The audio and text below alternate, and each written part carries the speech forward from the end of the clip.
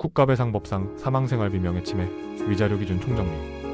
변호사를 선임할 때 판사 출신 검사 출신 변호사, 손해사정사를 선임할 때 보험사 본사 출신 손해사정사. 국가나 공공기관에 위법한 행위로 인해 개인이 사망하거나 정신적 손해를 입은 경우 피해자는 국가배상법에 따라 손해배상을 청구할 수 있습니다. 이때 보상은 단순히 금전적인 손해뿐 아니라 위자료, 정신적 손해, 생계비 손실, 명예훼손에 따른 손해 등을 포함합니다.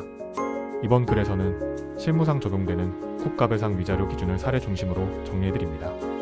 사망에 대한 위자료 기준. 국가나 공공기관의 과실로 인해 사망사고가 발생한 경우 피해자 본인을 포함한 가족에게 지급되는 위자료 기준은 다음과 같습니다. 피해자 본인 기본 2천만원, 배우자 및 부모 피해자 위자료의 각 10일, 부모 및 자녀 각 14, 기타 친족 형제자매, 시부모, 장인장모 등 직계존 미속 각 18.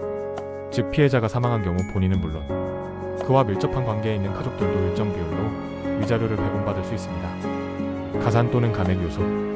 위자료 산정에는 피해자의 연령, 가족관계 등 추가적인 요소가 영향을 미칩니다. 세대주인 경우 산정된 위자료의 50% 가산, 피해자가 10세 이하 또는 60세 이상 60% 감액, 그 외 특별한 사정에 기여도 생활환경 등에 따라 법원이 위자료를 조정할 수 있습니다. 이는 단순한 고정금액이 아닌 법적 판단과 사실관계에 따른 조절이 가능함을 의미합니다. 사망자의 생활비 산정 기준. 사망자가 생존했다면 발생할 수 있었던 생활비를 반영해 손해배상금을 산정할 때는 아래와 같은 비율이 적용됩니다. 부양가족이 없는 경우 생활비 공제율 35%, 부양가족이 있는 경우 생활비 공제율 30%. 즉 사망자가 벌어들인 소득 중 일정 비율은 본인 생활비로 간주하여 손해금 산정에서 공제하게 됩니다. 이는 민사 손해배상 기준과 유사한 방식입니다. 명예침해 및 정신적 손해에 대한 위자료. 국가기관이나 공공기관의 불법 행위로 인해 명예가 훼손되었거나 정신적 피해를 입은 경우에도 위자료 청구가 가능합니다. 기준금액 1,000만원 한도. 단, 이 위자료는 다른 손해에 대해 이미 위자료가 지급되지 않은 경우에 한해 적용됩니다. 즉, 사망상의 위자료가 이미 지급된 경우 중복 청구는 어렵습니다. 예를 들어 공무원의 과잉진압, 공공시설의 부실로 인한 신체 손상 또는 학교 내 안전사고 등에 있어 명예훼손적 요소나 인격 침해가 동반된 경우 별도의 정신적 위자료로 판단될 수 있습니다. 학교안전공제회와 국가배상 간 관계.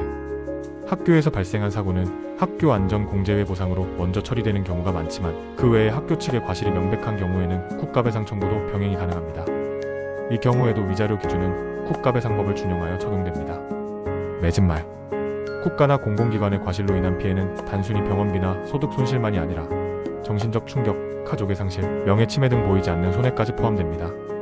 따라서 위자료 기준을 정확히 이해하고 상황에 맞는 청구를 준비하는 것이 매우 중요합니다. 손해사정사무소 가온에서는 국가배상 청구, 교육청 대상 학교안전사고, 지자체 및 공무원 과실로 인한 사고 등에 대해 전문적인 손해사정 업무를 진행하고 있습니다. 위자료 기준이 궁금하거나 실질적인 청구 전략이 필요하신 경우 언제든지 문의 주시기 바랍니다. 손해사정사무소 가온이었습니다. 감사합니다.